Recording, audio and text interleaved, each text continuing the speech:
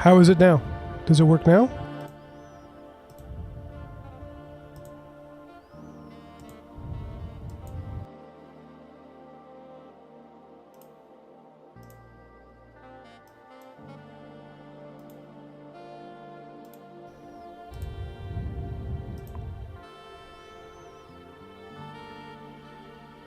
Ah, okay, so you got me breathing into the mic. Okay. For some reason the mic just was not working even though it was plugged in and everything was already set up. I just had to unclick it and click it again. I don't know.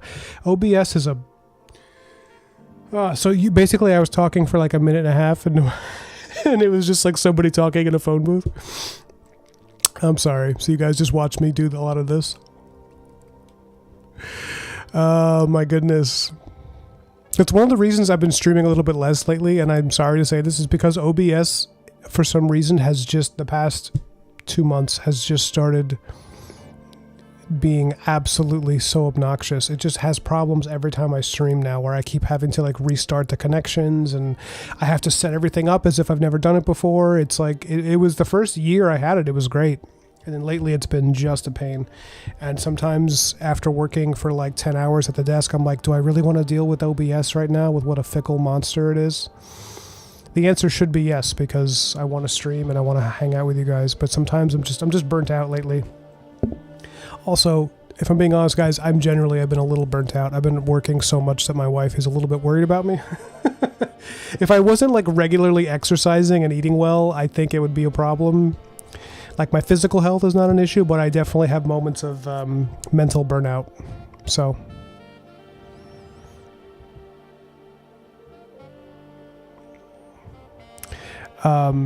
Well, how's the relationship between the audio from the music and my vocals? They're good? They're in balance?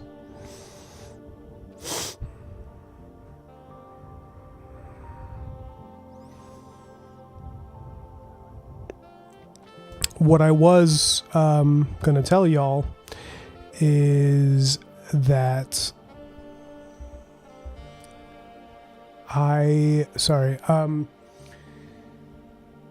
as of yesterday, I think it was yesterday, yeah, I'm done with fulfilling the Kickstarter. I sent out every copy of Black Marrow. It's done.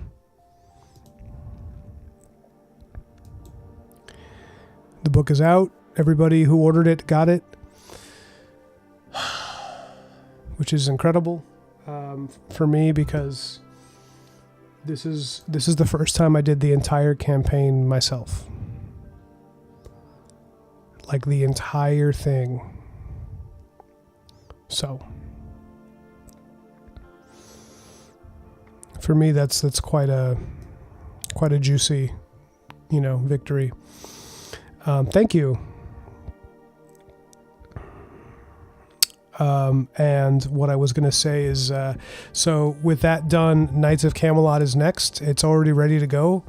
I just got to order the proofs this week, which takes kind of a while, because when you order even just one copy, it takes like 2 weeks sometimes. It's really annoying. I'm waiting on that, or rather, I'm going to do that and then I have to wait on it. But I'm also waiting on a new print proof for my recently reacquired intellectual property, West Deacon. So I'm going to be doing a Kickstarter for that as well, probably like soon after, maybe, I don't know, soon, because I have 2 issues of that drawn already and colored and finished and lettered and everything. And I have a 3rd issue, which I'm completing. So I'm going to be putting that out in the same few months as I don't want to overload my audience, but I do want to do a lot this year. So as soon as Knights of Camelot is done, I'm starting the next one. And I might have a special tier on the Knights of Camelot campaign where I'm going to be, for like $2, it'll be like you can get a little preview zine of West Deacon with your Knights of Camelot. Because I have a lot of extra copies from when it was printed the first time, which was like, kind of a different look, let's put it that way. Smaller copies, things like that. But I'm going to get it printed out nice and, shiny. Yeah, I know. I've been really. That's why I was saying earlier that my wife's been a little worried about me. She's like, she's like, I'm very proud of you, but like, you need to like take time off. Like at night, you need to stop. You need to come hang out with me and sit down, and not be drawing for like a few minutes. Your hand needs to do something other than draw. It needs to move in different ways. You know what I mean? And it's good. It's good that I'm not living alone, because if I was alone like I was in my early 20s doing this at the way I'm doing it now, I probably would have lost my mind. Because I'm drawing a lot. And the business aspect of it is also something I'm managing now at the same time, which is not my strong suit. So getting good at that, while having to keep up the workflow and talk to distributors, and it's just a lot. But anyways, what I am wrapping up the last 3 pages of Venator Book 2, which is going to be... Book 1 is out right now. Anybody who's interested in buying my comics, you can get a blackmarrowcomics.com, excuse me. The link is right below the video. And Excendium Studios is where we're publishing Venator. That's a book I'm hired to draw. This is the 2nd issue. I have permission to show you guys the work for the 2nd issue, and how, so long as I don't spoil too much. We're going to be doing some inks on this tonight. As you can see, the inks on this page are not complete. And I got to ink this page, and then this one, and then I'm done with the whole book. I'm not going to be finishing all the inks of these tonight. I'm going to be doing a little bit of this just to kind of warm up and make contact with it so that I can chip away at it and then finish it by Sunday.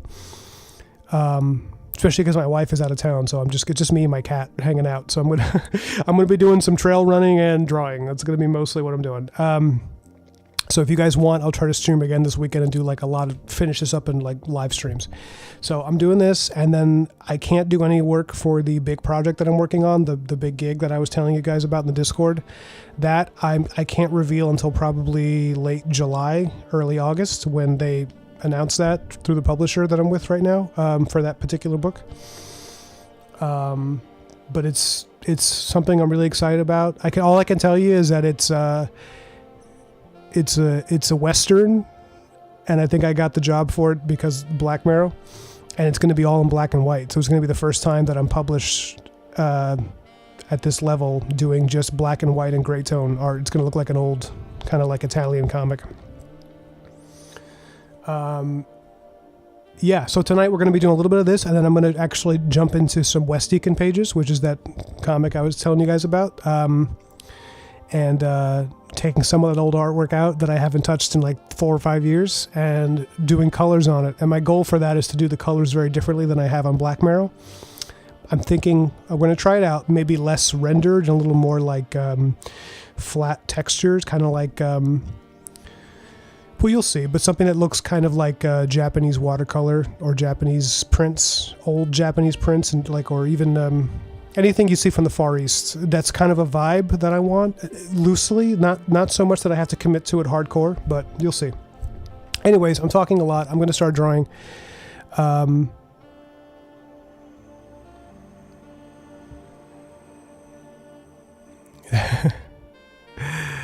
That's sweet, Nim. Thank you. Hey, what's up, Johnny?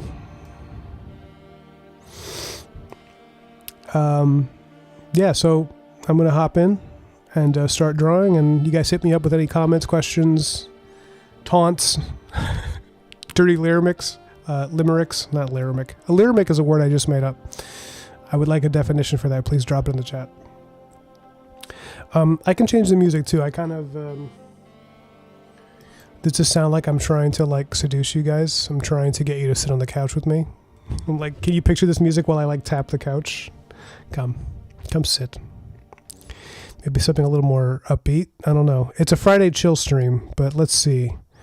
This one's called Night Drive Through Synthwave Heaven. You know I can't turn that down.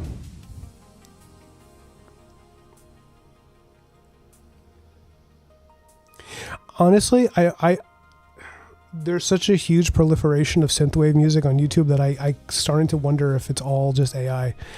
Because I don't see an artist credited.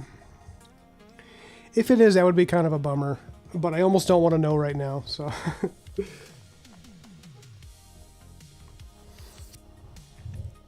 How are you, Johnny? How are you, Nim? How are you, Lone Wolf? How are you, lurkers in the chat, in the video?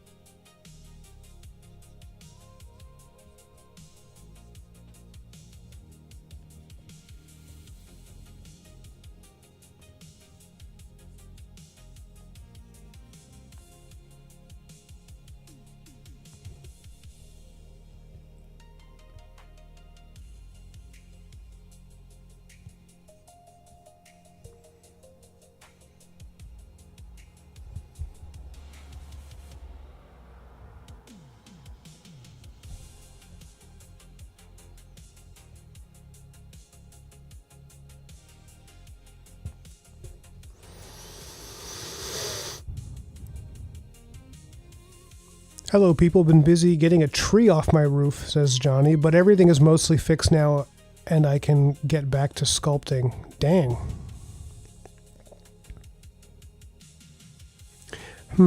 Says Nim. Lyramic. Maybe a short sung snippet of conversation of a mischievous bent. Wow, that's brilliant. I love that.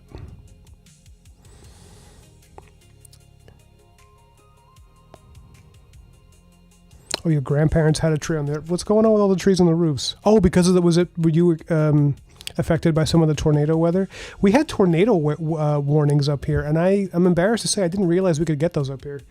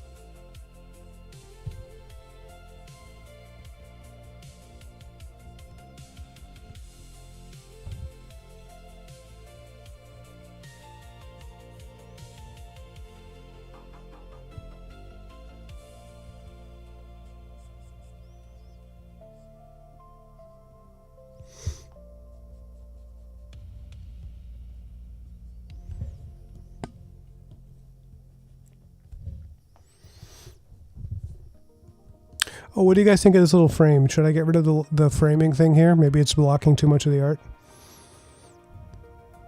With the little knight sitting by the mushroom. Some people like it, but I don't want to block the art.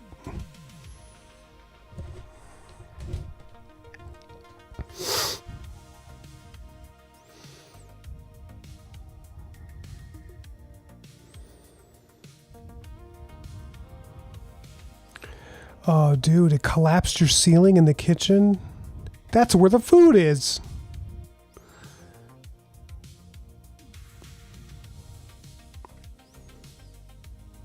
I also like Kenny G.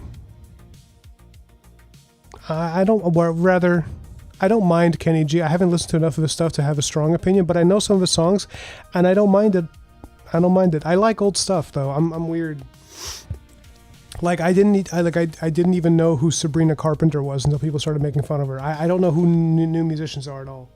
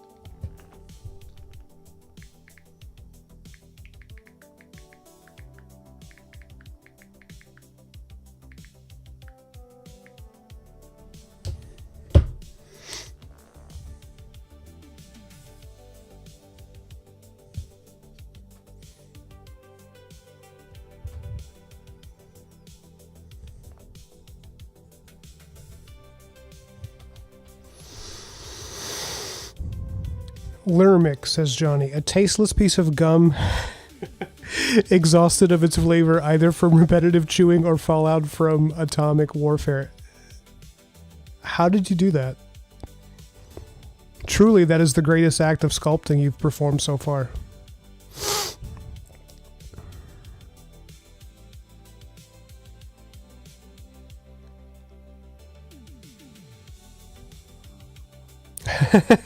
Yes, I did eat. I had a really weird, I had a strange dinner. I had one of those dinners where you, thank you, by the way, for checking in. I had one of those dinners where I eat like whatever's left over in the fridge that I haven't finished, I need to finish. And you know, we keep pretty healthy food around, but my wife, God bless her, she left me a bunch of eggs because she doesn't want me to eat out as much as I typically, because sometimes when she's gone, because I cook sometimes, but she's a way better cook than me, and I get tired of I don't get tired of her cooking, but I get tired of my cooking pretty fast. So when it's just me, I'll just start ordering out and then eat, like getting burgers all the time or tacos or something. So to prevent me from doing that, she like put a bunch of eggs in the fridge because she knows that like eggs are so fast to cook, and if I need protein, just, you know. So so she left me a bunch of eggs, and there was yogurt, so I had eggs. I just made like 7 eggs and put them in a big bowl, and then like put a big dollop of Greek yogurt on it, some seasoning, not so bad. And we also had she left me a whole watermelon in the fridge, and she's like, someone's got to eat this. So I just like, I ate like half, you know, this tremendous watermelon. And yeah, that was my my dessert was watermelon. My cat was staring at me like, bro, are you high? What are you doing? And then I looked it up, and cats can actually, they can have watermelon. Like in small amounts, you can give a cat a little bit of watermelon so long as it's not those seeds. So I took a little bit of that red flesh and I put it in his food bowl. And he was so excited the minute he saw me approaching the bowl. And then the minute I put the watermelon down, he like did that thing cats do where they push it with their paw to see if it's alive. And he just looked at me like, what are you doing? What is this crap? Get this out of my face. So,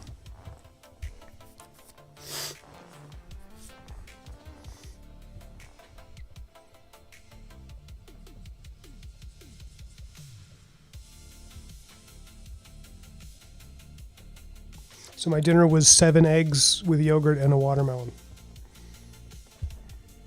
I'm eating like Tarzan.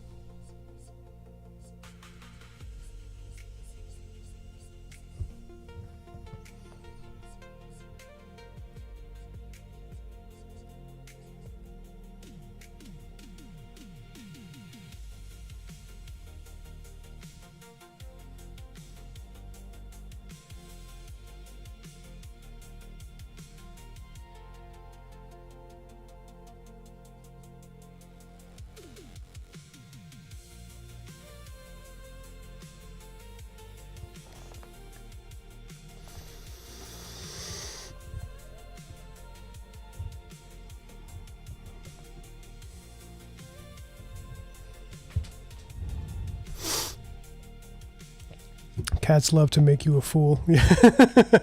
That's true. That's good. The impression I get.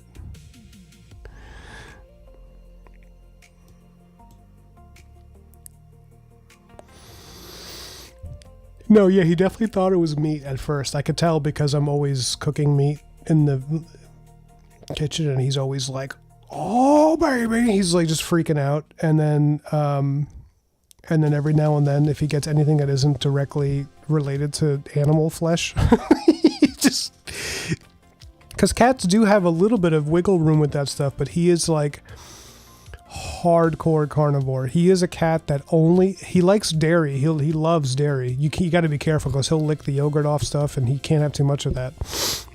But he is like, other than that, if you put a vegetable in front of him, he mostly thinks it's a toy. He starts knocking broccoli around.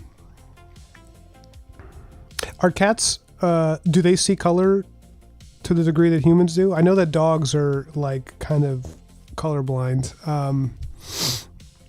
Not fully, but I know that they like see the world in like golds and blues and stuff. Are cats the same? I guess they must have some kind of reddish hue they can understand as being meat, but I always figured they went by smell.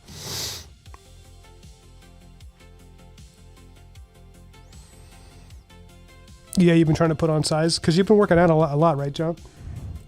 John's been hitting the gym. He's been DMing me a lot of fitness memes. It's about like gym stuff. It's pretty funny.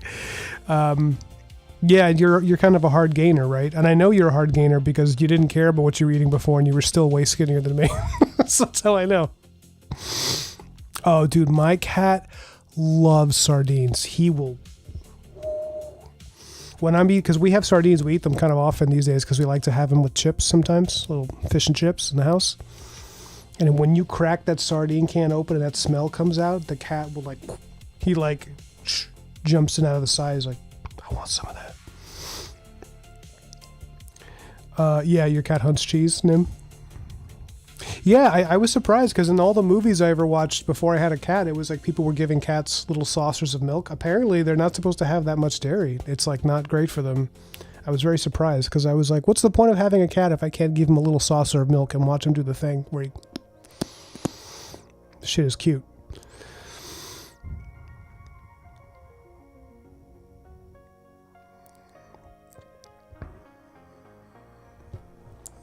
Accurate, Lone Wolf. Very true.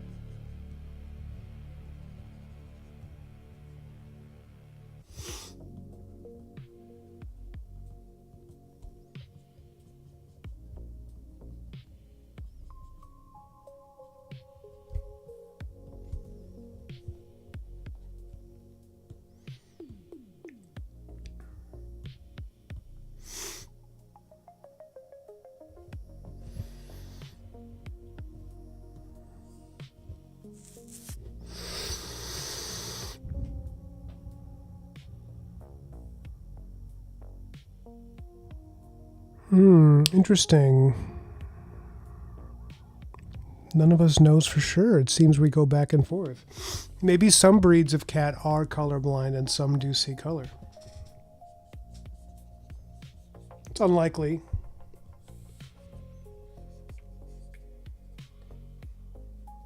Could be that they see partial color, right?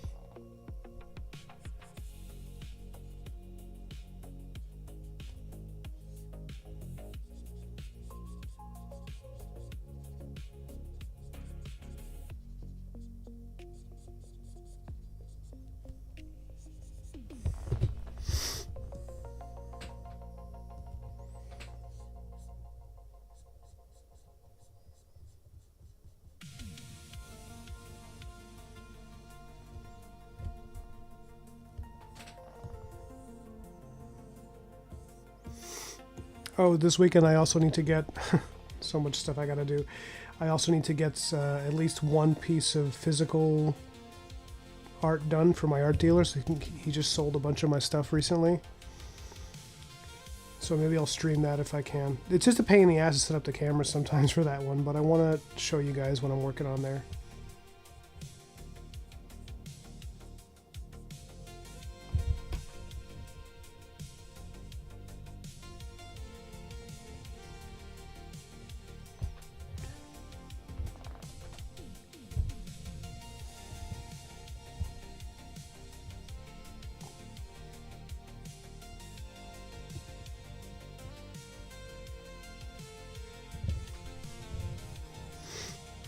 Whoops.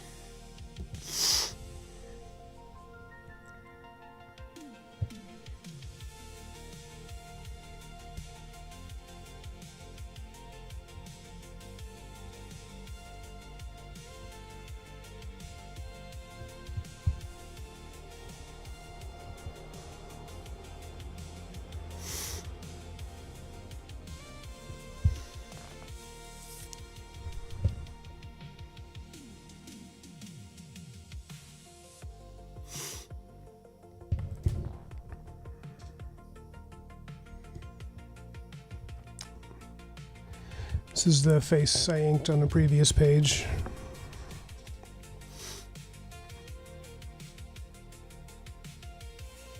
Hold up, guys. I'm going to bring in some new stuff. Oh, thanks, Nim.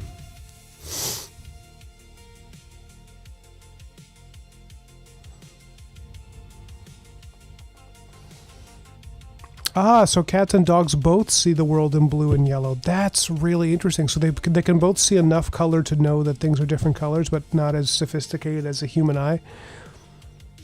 That's really interesting. It's also kind of cute because it shows dogs and cats kind of have like probably a similar way of seeing some things in the world. Okay, I'm going to have to block out the screen for just a second so I don't NDA myself.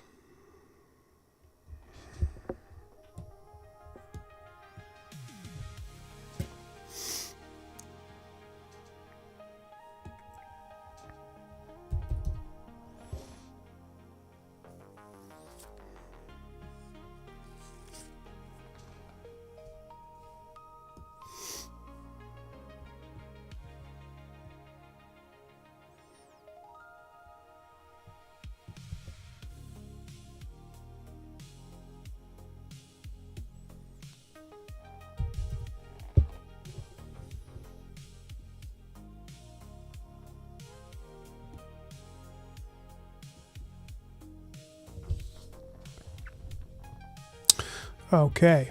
Oh, you know what? One more. Let me just...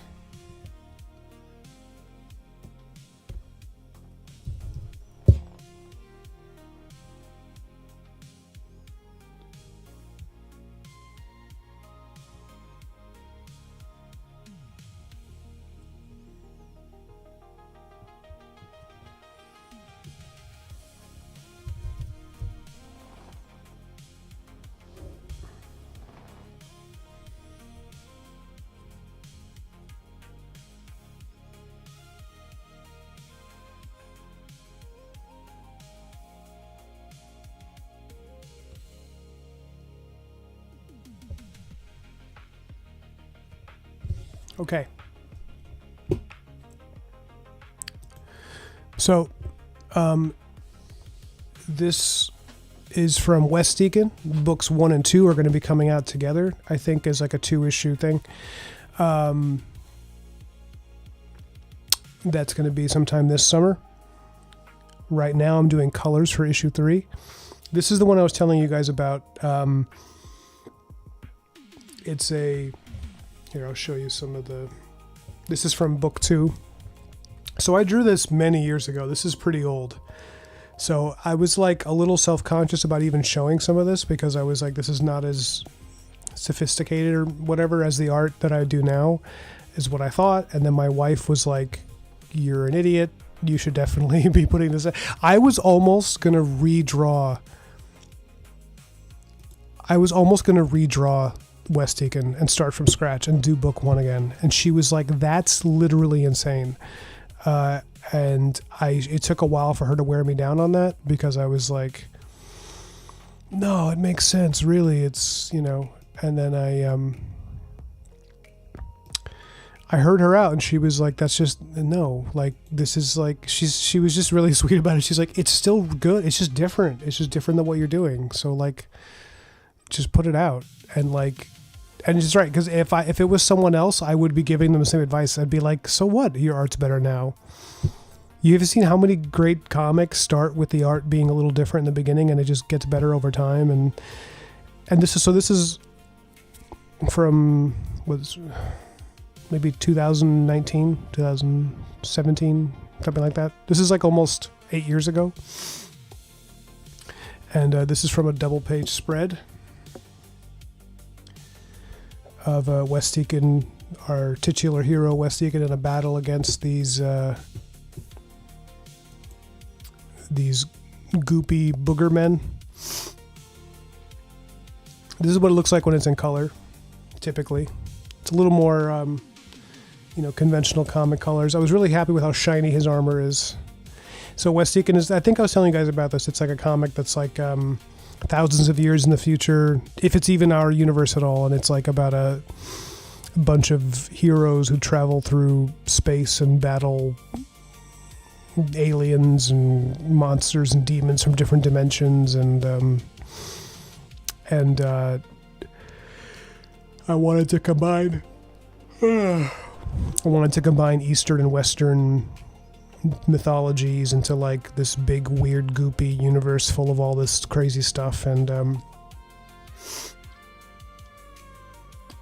so yeah, this is from book 2. Sorry, these are some pages from book 3 that I haven't done the colors for yet. I actually inked this the other day. This is done traditional. This is just brush on paper, and I actually did this a few days back, a couple of weeks ago.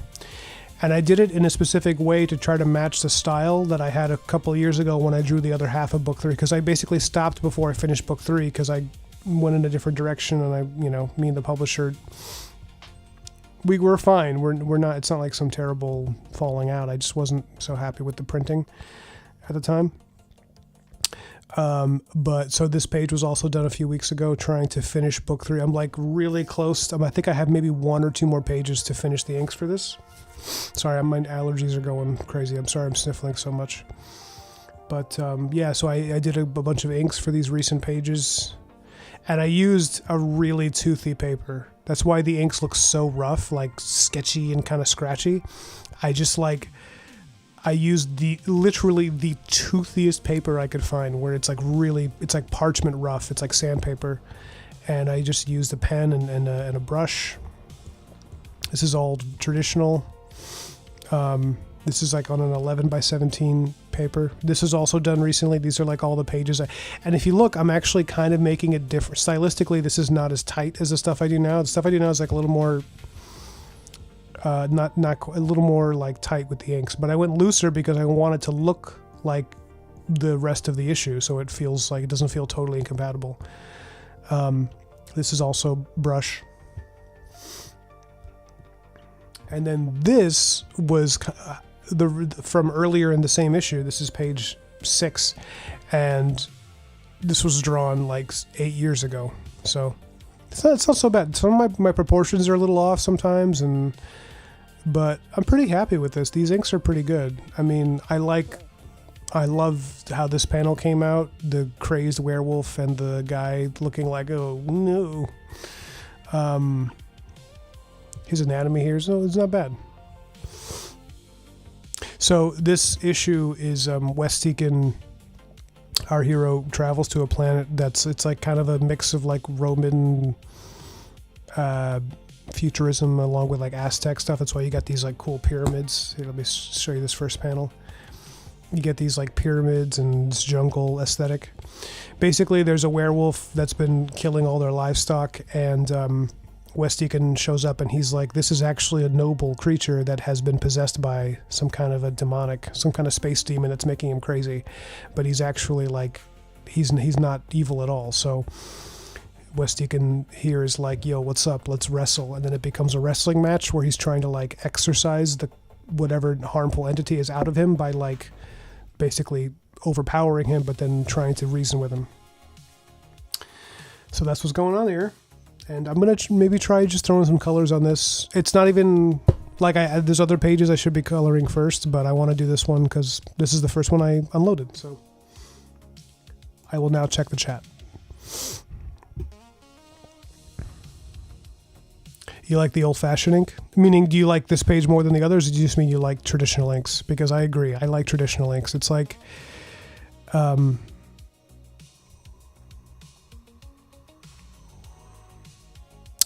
honestly, it looks awesome. Thanks. I like that he has a different style to his stories. Oh, you mean like Wes Deacon versus Black Marrow? Yeah, it's...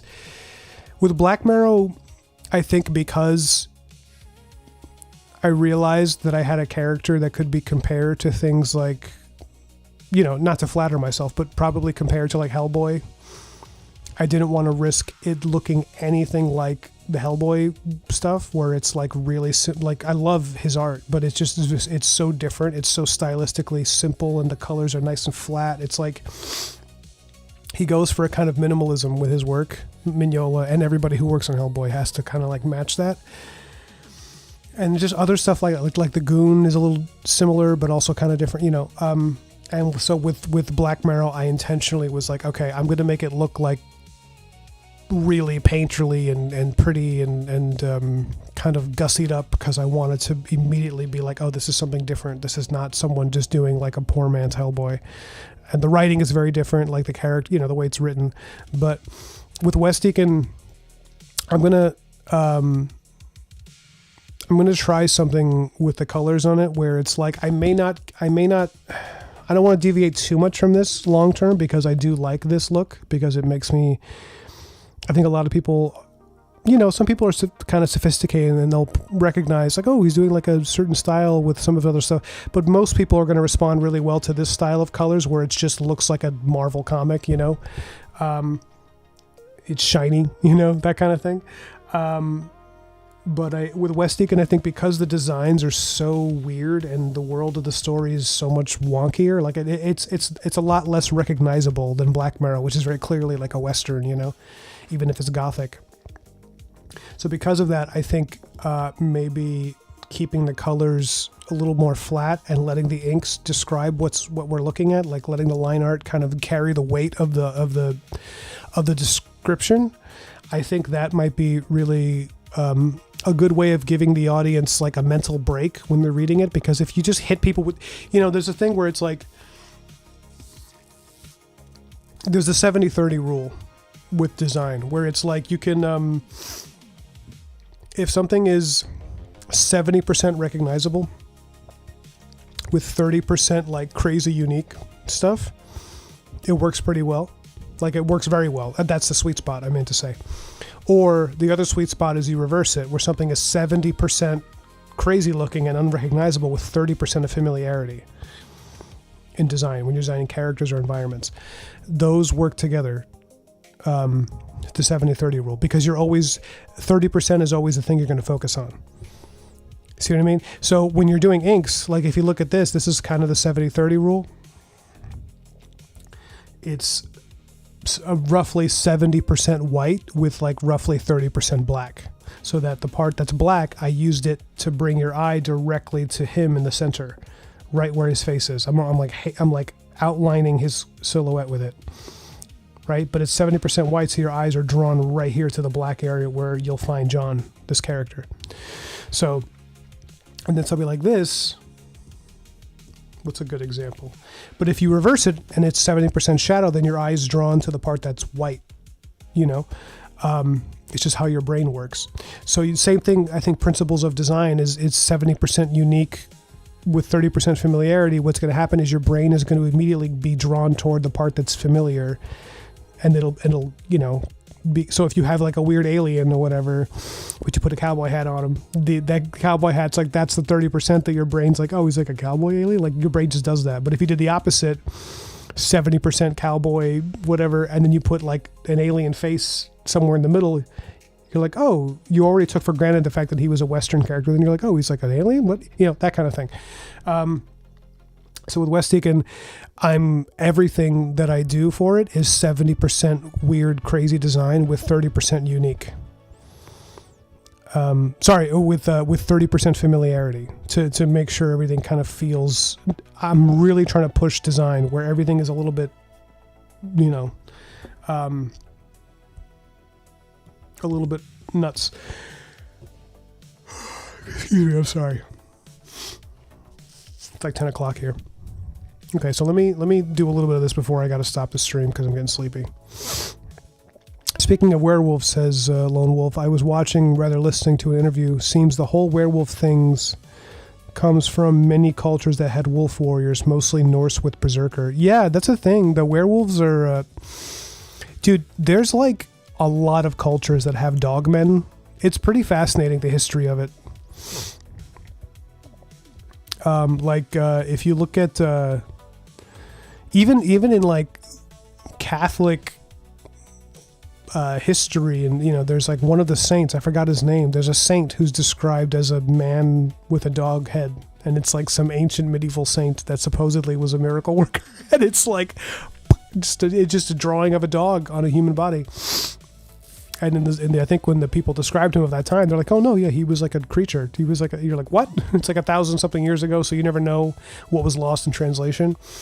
But you'll find that in Western stuff, in the East, you'll find the same thing. It's pretty interesting. Okay, let me get into this. Hold on.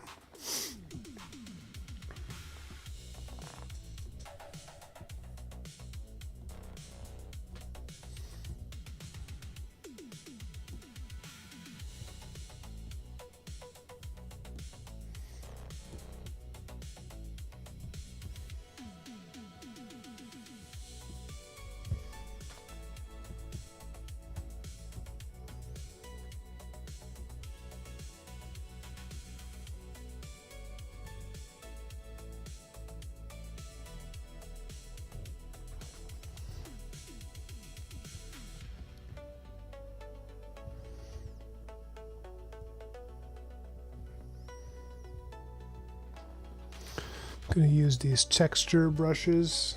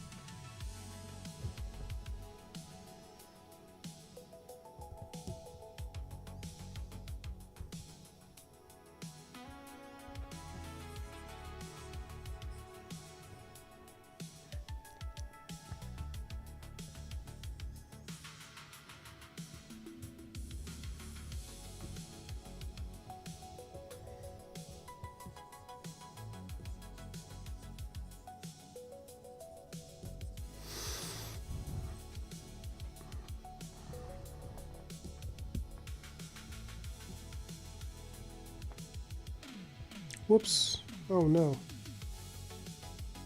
What the hell happened?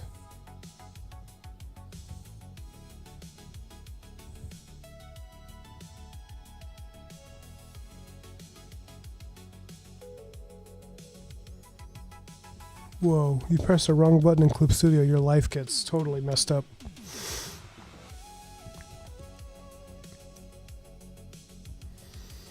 Oh, by the way, anybody who's been watching, I might have lost you guys already, but please give the video a like. Really helps the channel out.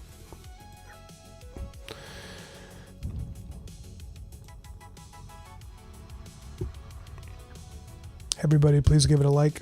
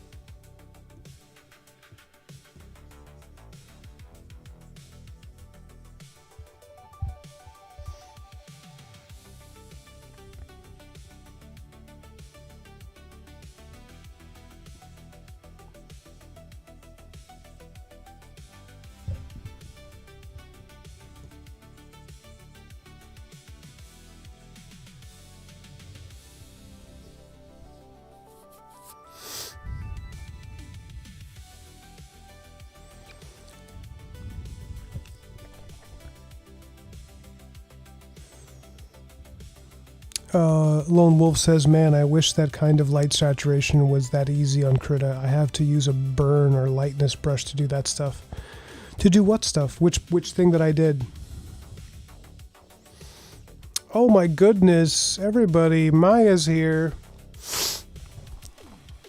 Bring out the waffles, it's a party.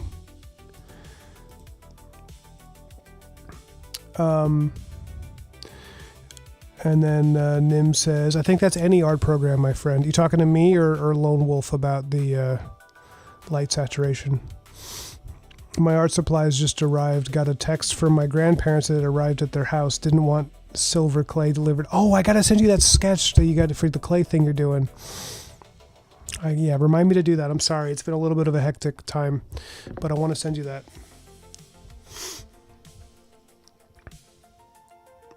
Gigi, I missed you. How you doing? Haven't spoken to you since our phone call.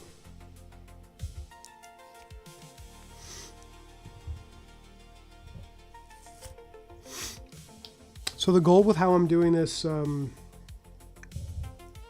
is to do it almost like a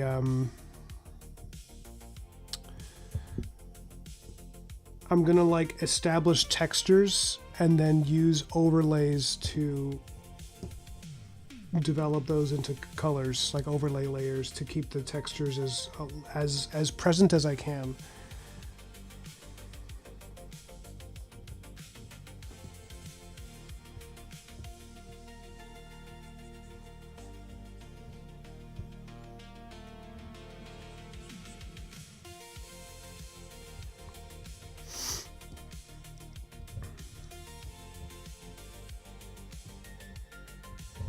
Yes, it is a late night stream though, to answer your question. I'm pretty tired.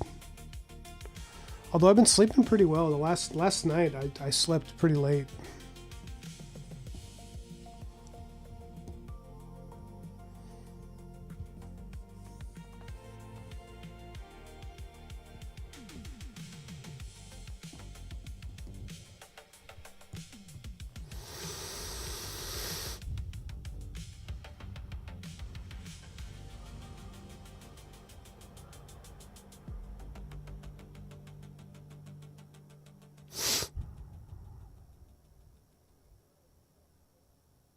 Oh, you're in San Francisco.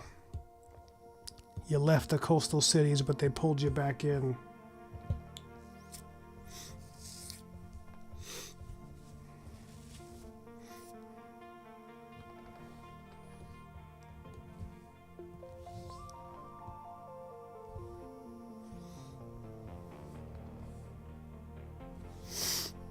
Okay, let's see how the overlay works on this.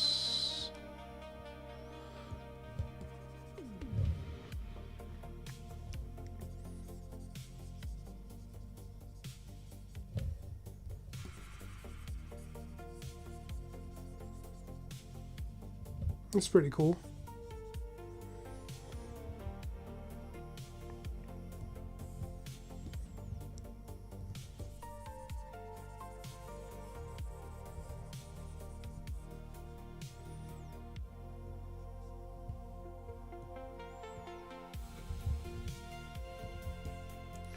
Some of these textures might be a little too intense.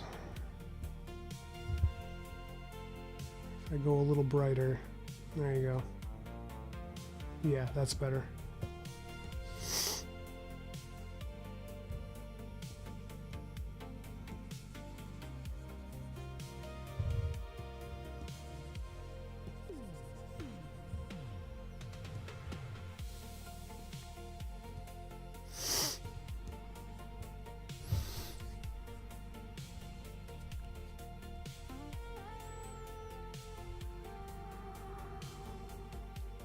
Oh man, so you're on a whole trip there. Did you drive up since you're selling your car?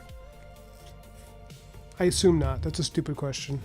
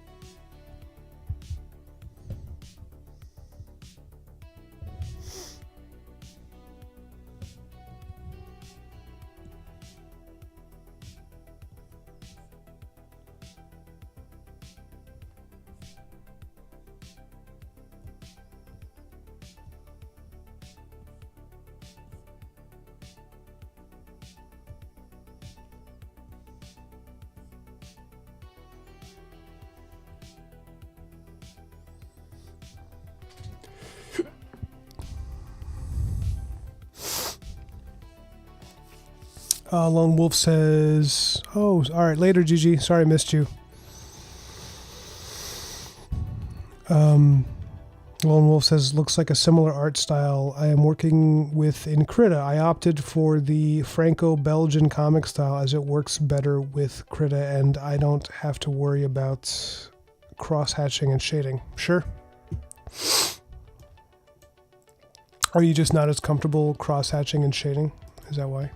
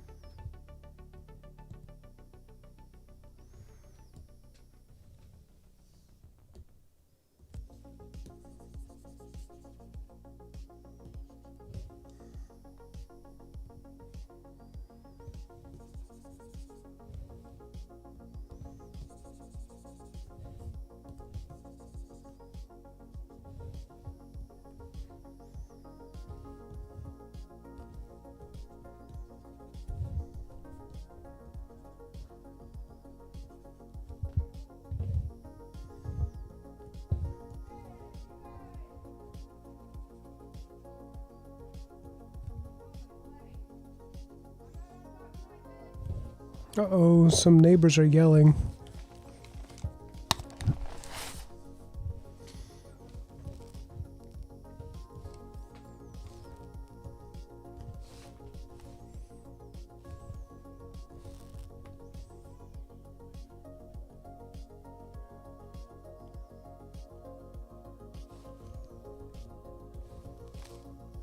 Okay, I think they're just being rowdy. You gotta be careful. You never know.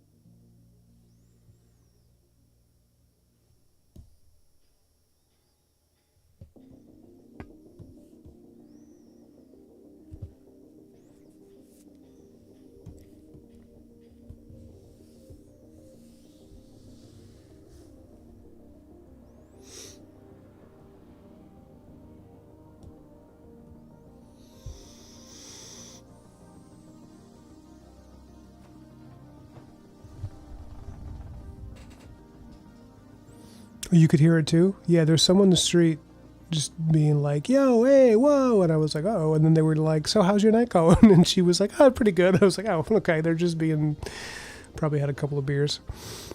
But the thing is, it's like, I don't really have to worry about that stuff as much out here because it's very little crime in the country, as everybody knows. And I'm still used to living in the city. So I still have my city brain where I'm like locking the door every time I'm inside. And like, if I'm taking a shower, going to bed, I double check everything, make sure it's locked, walk around the house, make sure, it's just like, you know. All right, guys. I'm gonna stop there, but I want to keep doing this weekend if there's time. I want to stream again. It's just getting pretty late. It's like 10:30 here. I gotta start winding down for bed. Thanks so much for showing up, guys. I love you. I will try to stream more often now that the Kickstarter is taken care of, and I sent out all that stuff, and it's mostly just getting back to work. You know, not that I haven't been, but you get what I'm saying. It should be easier to make time to stream. So I thank you guys for being patient over the past 2 or 3 months where I just haven't been streaming as much, and I've been doing it maybe once every 2 weeks or once a week. I want to get back into doing it regularly because it's just really fun. It's just hard to get back on that schedule when there's so much happening. But anyways, thank you for showing up. God bless you. Have a good night. Love and respect. Get some rest, everybody. You guys, you too. If it's, I don't know what time zone it is there, but sleep well.